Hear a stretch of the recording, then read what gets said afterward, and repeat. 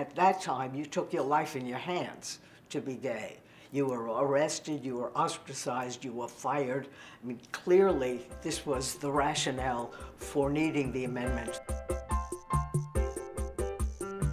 I go to Florida a lot. I believe I have that right, that I can and do say no to a very serious moral issue that would violate my rights and the rights of all the decent and morally upstanding citizens, regardless of their race or religion. This is what heterosexuals do, fellas.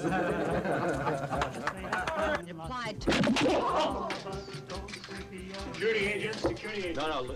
The issue is having an acknowledgement of who we are as a people.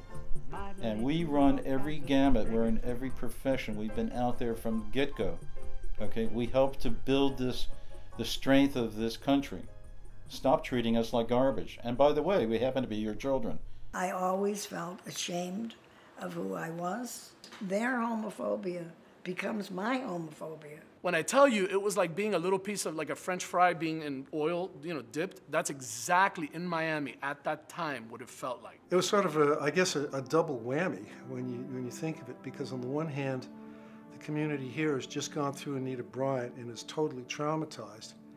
And then all of a sudden it gets the right hook from the epidemic. And, people that you did know and trust are now dying, and dying young, dying in their 20s and 30s. And through this whole process, I lost a lot of friends. To me, Miami is death. I was going to 2 funerals a week on average for the entire time I was here. Protease changed everything. Because you could no longer think, well, I might as well spend everything I have because I'm going to die. You take your meds, you probably won't die. When you're in your 20s, your 30s, your 40s, and you're looking at the end of your life, it's a very weird thing. And to have that sort of almost pass by, and then it's like, okay, re-engage. Wow. You could start to see that people were thinking about other things again, like maybe we were going to live, and maybe there was going to be life beyond this, and maybe we should think about, finding our rightful place in the world again. We were Dade United Against Discrimination. It was Broward United Against Discrimination. Orlando, so it was DUAD, BUAD, UAD, FUAD.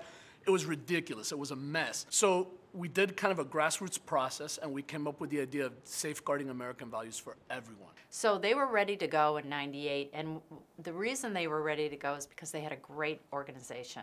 They had lots of people organized to pass the ordinance, and it felt so wonderful to be able to sponsor it. Aberosexuals, or people who engage in biologically aberrant sexual behavior, don't have longer ears than the rest of us. They don't have a third eye in the forehead. It's a behavior. And as such, when they walk into the room, I would never know if a person is an aberosexual or not, or is he an orthosexual.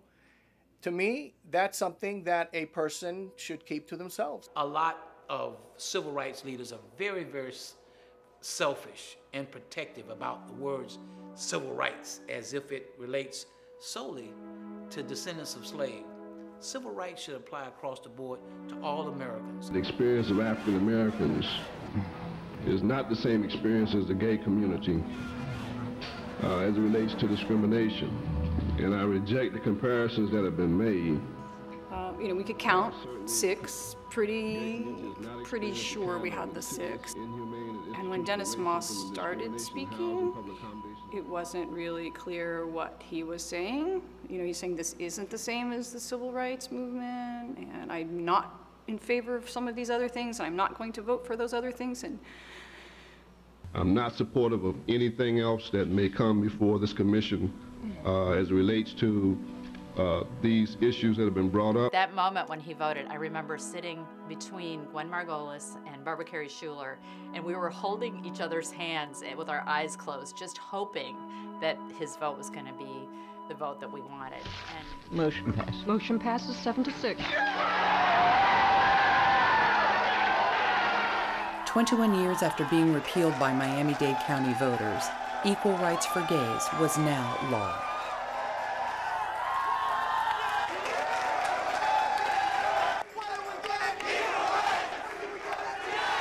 It was an important moment. I think we all knew it.